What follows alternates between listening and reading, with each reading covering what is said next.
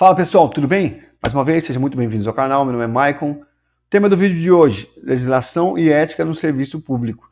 É um tema bastante presente em provas de nível superior, de nível fundamental, nível médio também, e é um tema que vai permear toda a vida do funcionário público. Você precisa saber como se comportar durante a sua carreira aí, nessa jornada, trabalhando como funcionário público. Então, muita atenção no vídeo de hoje. Caso você tenha alguma dúvida, pode deixar aí nos comentários. Eu respondo assim que possível. Bora para o vídeo, então. Conceito de ética e moral. Antes de nós estudarmos a ética no serviço público, é importante diferenciar a ética e moral. Vamos analisar aqui primeiro. Vamos pegar aqui a opção de seta e colocar modo visível. Beleza. Vou colocar isso aqui, ó, apontadora laser. Joia. A moral corresponde ao conjunto de costumes, valores e regras adotados por uma determinada sociedade em determinado momento histórico. Já a ética procura construir princípios mais universais para a conduta humana, certo? É um ramo da filosofia. Um exemplo clássico, pessoal, para a gente poder diferenciar aqui, você está falando que moral são valores e regras adotados por uma sociedade em determinado momento histórico, quer dizer o quê? Em algum momento pode ser aceito, em outro momento tal comportamento pode não ser mais aceito. Vamos colocar aqui um exemplo. Ó. O exemplo clássico da moral é a poligamia, ou seja, o casamento com mais de um parceiro. Em várias sociedades antigas, como no Império Romano, por exemplo, ou em algumas culturas africanas e asiáticas tradicionais, a poligamia era moralmente aceita e até valorizada, ligada a status social, herança e organização familiar. Já em muitos países ocidentais modernos, influenciados pelo cristianismo e também por legislações civis atuais, a poligamia é vista como moralmente incorreta e ilegal, sendo o modelo dominante o casamento monogâmico. Ou seja, olha que importante aqui, para você lembrar disso na hora da sua prova. A mesma prática pode ser considerada normal e legítima em uma época ou cultura, e errada ou inaceitável em outra, mostrando como a moral não é fixa, ou seja, a moral não é fixa, ela é construída socialmente ao longo do tempo. Mas o que tudo isso aqui tem a ver no serviço público?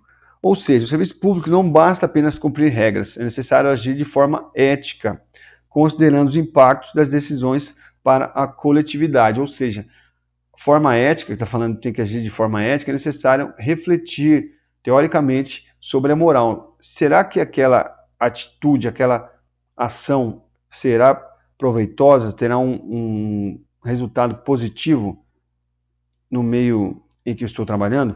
Vamos colocar algum exemplo, está muito vago, vamos lá então. Um servidor público responsável pela compra de medicamentos para um hospital percebe que pode adquirir um lote mais barato de um fornecedor recém-cadastrado, mas sem histórico confiável de qualidade.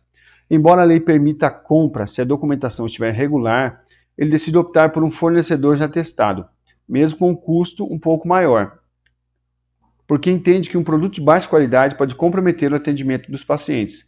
Nesse caso, ele não apenas cumpriu a regra, ele agiu de maneira correta, certo? Mas ele agiu de forma ética ao considerar o impacto da decisão do bem-estar coletivo. Outro exemplo de ética no serviço público. Um servidor descobre que um colega está utilizando recursos públicos para fins particulares. Mesmo sendo amigo desse colega e sabendo que denunciá-lo pode gerar conflitos pessoais, ele comunica a irregularidade aos órgãos competentes. Nesse caso, a atitude ética não se baseia apenas na amizade ou interesses pessoais, mas em princípios como honestidade, responsabilidade e defesa do interesse público. O servidor reflete sobre o que é correto para a coletividade e age de acordo com esses valores. Por que eu estou diferenciando isso aqui, pessoal? Porque a banca IDECAM, ela cobra com uma frequência bem alta a diferença entre ética, moral, legalidade e legitimidade, certo? Resumo da diferença: moral, conjunto de normas, costumes e valores de uma sociedade, e ética é reflexão crítica sobre essas normas e sobre a melhor forma de agir diante de uma situação. Olha aqui, ó, ideia-chave. Enquanto a moral se refere a práticas e costumes, a ética analisa criticamente essas práticas à luz do bem comum. Tranquilo até aqui? Todos os slides, pessoal, ficarão para você poder baixar aqui na descrição do vídeo. Ética no serviço público. A ética no serviço público está diretamente relacionada ao compromisso com o interesse coletivo. Olha só, qual é o conceito, então, de ética no serviço público? A ética no serviço público corresponde à observância de princípios e valores que garantem o atendimento do interesse público acima dos interesses particulares. E quais, então, são os objetivos? Garantir a confiança da sociedade, assegurar transparência, combater a corrupção, promover justiça administrativa. Então, isso aqui é o ideal, o que deveria funcionar de maneira comum, deveria ser o que a gente vê em todo lugar de ambiente público que a gente frequenta. Porém, algumas atitudes erradas de alguns profissionais acabam denegrindo. Então, quando se fala em funcionalismo público, muitas vezes a pessoa que agiu de maneira incorreta acaba disseminando essa ideia errônea do funcionário público para todas as demais pessoas. Então, se você foi lá num ambiente público lá e foi mal atendido, você acaba levando essa ideia de que todo funcionalismo público atua de maneira errada, com má vontade, por causa daquele indivíduo ali que não teve ética durante a execução do seu trabalho. Lembrando aqui, ó, o servidor público não atua em benefício próprio, mas em nome do Estado, ou seja, e da sociedade. O Estado, aqui nós estamos falando do poder público.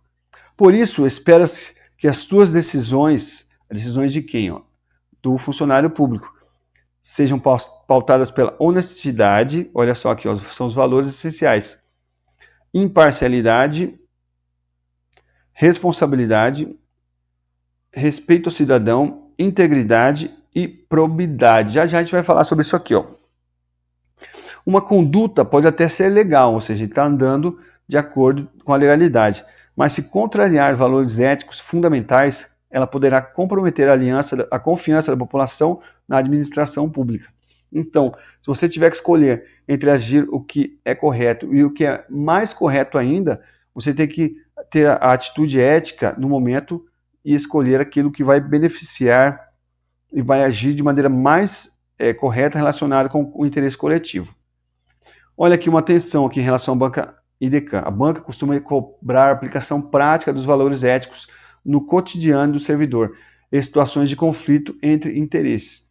Então lembre-se aqui, ó, valores essenciais: honestidade, imparcialidade, integridade, probidade, responsabilidade e respeito ao cidadão. Tranquilo até aqui? Vamos falar aqui então sobre os princípios constitucionais da administração pública. Isso aqui está baseado no artigo 37 da nossa Carta Magna, Constituição Federal. Esse tema aqui, ó, essa sigla LIMP, é algo que é muito usado aí, pessoal, nas provas. É facinho da gente lembrar. LIMP, então, está relacionado aqui com legalidade, impessoalidade, moralidade, publicidade e eficiência. Lembre-se disso aqui, ó. Você vai baixar esses slides aqui que eu vou deixar aqui na parte de baixo do vídeo, na descrição do vídeo. Você estude, grave isso aqui na sua cabeça, porque isso aqui não apenas cai, como despenca. Ainda que você não tenha uma questão que está perguntando qual o significado do L nessa parte aqui, qual o significado de legalidade, se você compreender todos esses princípios aqui, ó, vai ficar mais fácil você resolver algumas questões na sua prova. Princípio da legalidade. A administração pública só pode fazer o que a lei permite. Princípio da impessoalidade. Tratamento igualitário a todos, sem distinções pessoais ou favorecimento. Nada de nepotismo, né, pessoal? Nada de nepotismo. Favorecer um parente ou empregar parente. Isso aí é crime. Moralidade. Atuação ética proba e voltada ao interesse público. A gente já vai explicar já o significado de alguns termos aqui. Publicidade. Divulgação oficial dos atos administrativos, ressalvadas as exceções legais. E eficiência, busca de resultados com qualidade, presteza e economicidade. Lembrando aqui que o artigo 37 da Constituição Federal estabelece os 5 princípios básicos da administração pública. E são conhecidos por esse mnemônico aqui, por essa sigla LIMP. É facinho de lembrar por isso, certo? Quem vai fazer prova da banca IDECAN?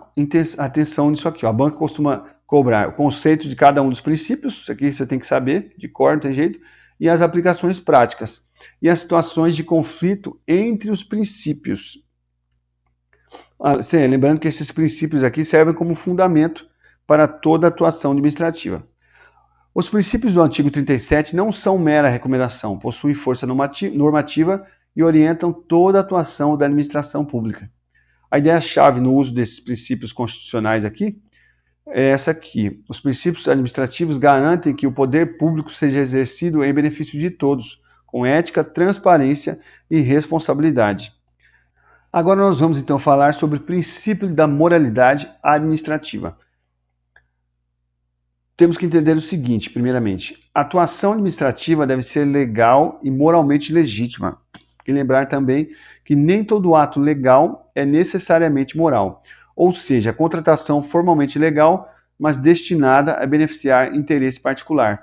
Você pode trabalhar em um órgão que permite ou contribua para que você, no seu cargo, possa contratar alguém, e essa contratação vise interesses particulares ou pagamento de um favor que tenha sido feito anteriormente. Isso aí está sendo legal, porém é imoral. Atende à lei, como está dizendo aqui embaixo, o ato é legal, cumpre todas as exigências da lei e do procedimento. Porém, não atende à lei, mas é contrário à ética e ao interesse público. E lembrando sempre que o interesse público deve sempre prevalecer sobre o interesse particular. A moralidade administrativa vai além do simples cumprimento da lei. Um ato pode ser legal, como nós vemos aqui embaixo, mas ainda assim ser considerado imoral se contrariar padrões éticos esperados da administração. E a Constituição exige não apenas legalidade, mas também honestidade, boa-fé e lealdade institucional. Tema recorrente aqui nas provas: moralidade é diferente de legalidade. A legalidade é a condição mínima para o ato administrativo, mas a moralidade exige que a conduta do agente público esteja alinhada aos valores éticos e ao interesse público. A moralidade é um limite ético à discricionariedade administrativa. Próximo slide, pessoal. Código de ética do servidor público. Isso aqui está baseado no decreto número 1171 de 1994. O seu objetivo é orientar a conduta dos agentes públicos e fortalecer a confiança da sociedade nas instituições. Esse código valoriza princípios como dignidade, decoro, zelo, honestidade, eficiência e consciência moral. Mais do que um conjunto de regras, pessoal, esse código representa um instrumento de orientação para a tomada de decisões éticas. Então, olha só, está dizendo o que o servidor deve fazer e o que ele não deve fazer. O servidor deve ser cortês, tratável e ter atenção para com o cidadão. Ser assíduo, seja pontual e dedicado às atribuições do cargo. Ser leal às instituições a que servir, agir com transparência e boa-fé. Respeitar a dignidade, os direitos e as liberdades das pessoas. É vedado ao servidor usar o cargo para lograr proveito pessoal ou de outrem, prejudicar deliberadamente a reputação de pessoas, receber presentes, favores ou benefícios devido à função, utilizar informações privilegiadas em benefício próprio ou de terceiros, praticar ato contrário à moralidade administrativa. A ideia-chave: o Código de Ética orienta a conduta do servidor em seu dia a dia, reforçando valores como honestidade, lealdade, respeito e responsabilidade. A ética no serviço público é o alicerce da confiança da sociedade e da eficiência da administração. Deveres e vedações do servidor. O servidor público deve pautar sua conduta pelos princípios da legalidade, moralidade, impessoalidade, publicidade e eficiência, como já nós vimos anteriormente. Os deveres representam as condutas esperadas do funcionário público. Entre eles estão honestidade, urbanidade, eficiência, o zelo pelo patrimônio público e o respeito aos cidadãos. Vamos dar uma olhadinha com mais atenção aqui. Exercer atribuições com rapidez. Isso está na lista de deveres. Isso significa que você deve desempenhar as funções com presteza e qualidade. Zelar pelo patrimônio público. Utilizar os bens e recursos públicos com responsabilidade. Atendimento ao cidadão. Tratar o cidadão com respeito, cortesia e urbanidade. Quem lida com pessoas aqui, pessoal, no funcionarismo público, dependendo da função que você trabalha, por exemplo, quem trabalha em um posto de saúde, infelizmente a pessoa vai lá, no momento que ela não está bem. Então, na maioria das vezes, a pessoa vai chegar lá, não vai estar de bom humor, vai chegar esperando receber um atendimento, e às vezes quando demora e tudo mais assim, a pessoa não está num dia bom, porque já está ali com dor, já não está num dia legal, certo? Dependendo da função que você exerce em outra área, sendo funcionário público, você pode atender a pessoa num dia bom e tudo mais. Então, assim, isso varia bastante dependendo da localidade que você trabalha. Porém, o atendimento ao cidadão deve sempre levar em consideração que você tem que tratar o cidadão com respeito, cortesia e urbanidade. Cumprimento de ordens legais. Obedecer às ordens superiores, desde que sejam legais. Guardar sigilo quando necessário. Ou seja, o funcionário deve preservar informações sigilosas de interesse da administração. E agora nós vamos às vedações, que correspondem a comportamentos proibidos, como utilizar o cargo para obter vantagens pessoais, favorecer terceiros ou agir com negligência. Vamos dar uma olhada aqui. Primeiro, então, favorecimento pessoal, privilegiar interesses próprios ou de terceiros. Nepotismo, ou seja, você nomear, contratar ou favorecer parentes para cargos públicos. Isso acontece, infelizmente, com alguma frequência. É comum a gente ver, né? Contratação de parentes. Porém, isso é ilegal. Uso indevido de recursos públicos. Utilização de bens, serviços ou informações públicas para fins particulares. Recebimento de propina. Solicitar, aceitar ou receber vantagem indevida. E, por fim, omissão diante de irregularidades. Deixar de comunicar ou apurar atos ilícitos que tiver ciência. O descumprimento desses deveres aqui, pessoal, pode gerar responsabilização administrativa e outras sanções, ou seja, punições previstas em leis. Lembre-se, a conduta ética do servidor fortalece a confiança da sociedade e assegura uma administração pública justa e eficiente. A ética no serviço público, mais que uma obrigação legal, é um compromisso moral com um interesse público. No nosso próximo slide aqui, vamos falar sobre improbidade administrativa. Para a gente saber o que é improbidade, a gente precisa saber o que é probidade. Probidade, pessoal, significa honestidade, retidão, integridade moral, atuação ética e correta. Já improbidade é o contrário, o antônimo disso.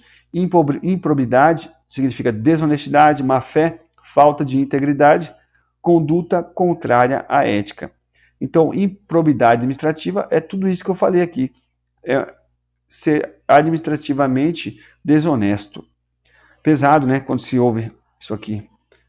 Improbidade administrativa é uma desonestidade. Conceito: prática de conduta desonesta que viola deveres de honestidade, legalidade, lealdade às instituições e respeito ao patrimônio público. Atenção, você que fará a prova da EDECAM. Com a Lei nº 14.230 de 2021, é necessária a comprovação do dolo para configuração da improbidade administrativa. Isso aqui, ó, importante para quem vai fazer prova da EDECAM. Dolo, ou seja, a intenção. Para configurar a improbidade administrativa, dependendo do caso, é necessária a comprovação do dolo. Ok? Atos de improbidade. Primeiro aqui, enriquecimento ilícito. Obtenção de vantagem patrimonial indevida em razão do exercício do cargo ou função. Por que é comum a gente ver isso aqui? Ó? Vamos pegar um exemplo aqui. Se você receber qualquer transferência de qualquer valor no seu CPF, fica lá registrado, certo? Então, o que esse pessoal aí, que é pego com dólar na cueca, com dinheiro com espécie em casa, fim de semana, a Polícia Federal bateu na porta do prefeito de determinada cidade às 5 da manhã, 6 da manhã por aí, e foi achado uma quantia grande lá de, sei lá, 100 mil reais.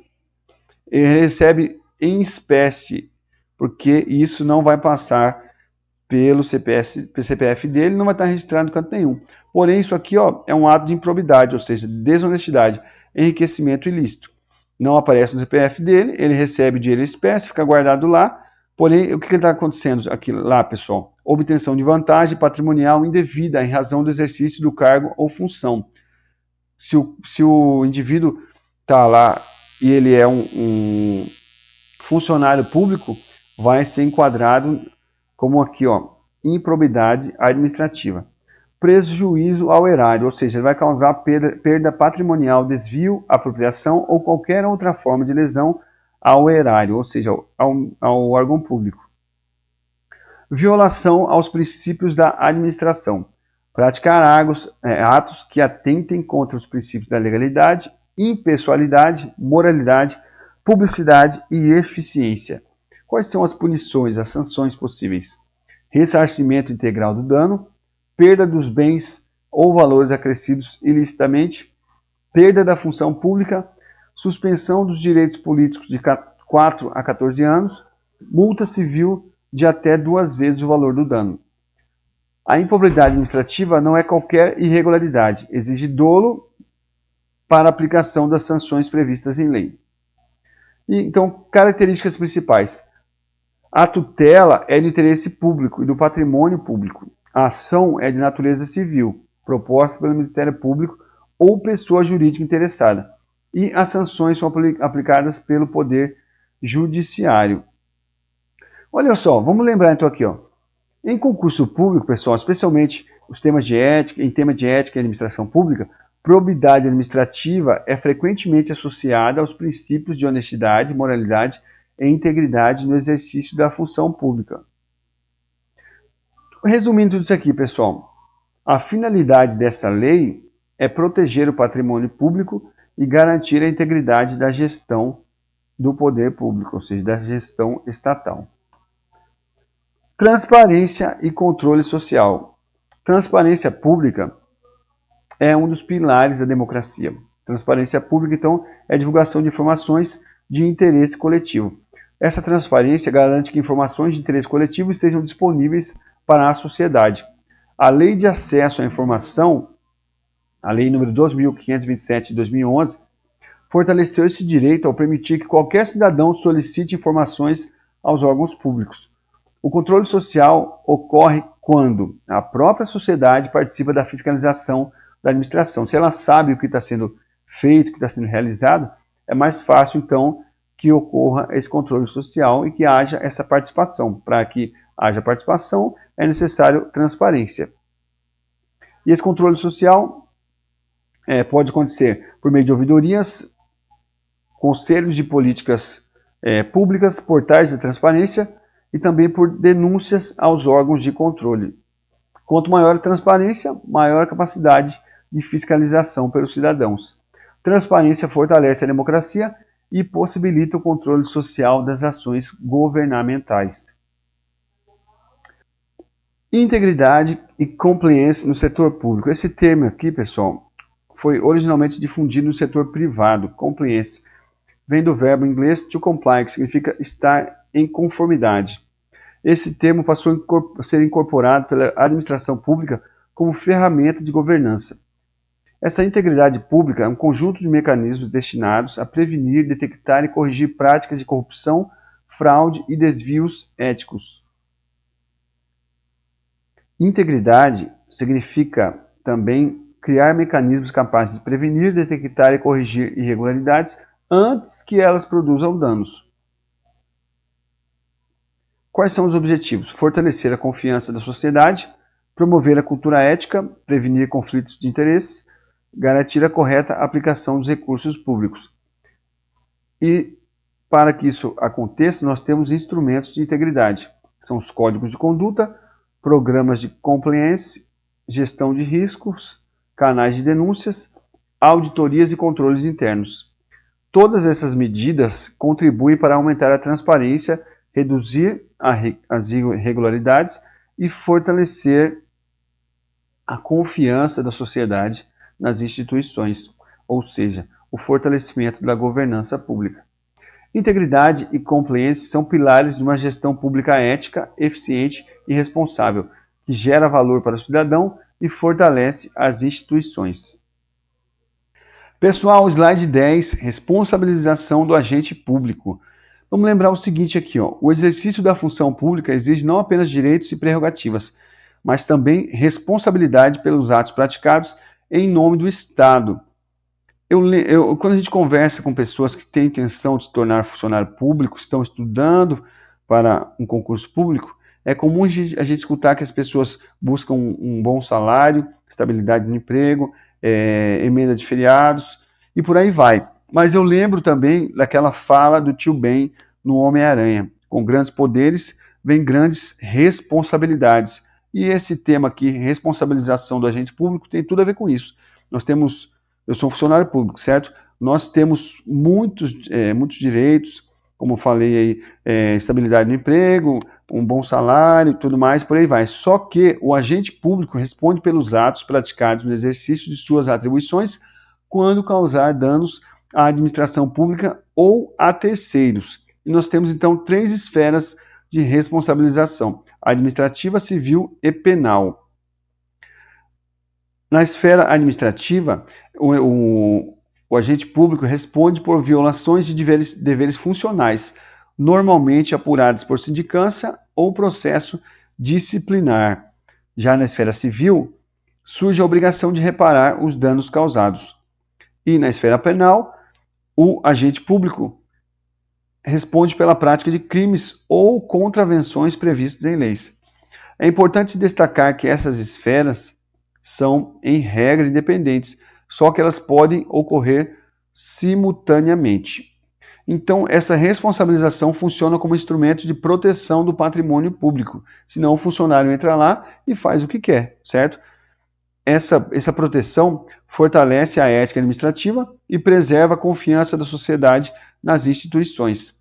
Importância: proteção do patrimônio público, fortalecimento da ética da administração e garantia da confiança da sociedade nas instituições. Então, isso aqui ocorre com esse intuito. Quando a gente analisa tudo isso que a gente viu aqui, desde o primeiro slide até esse slide 10, a gente percebe que a ética pública não depende apenas da boa vontade dos agentes.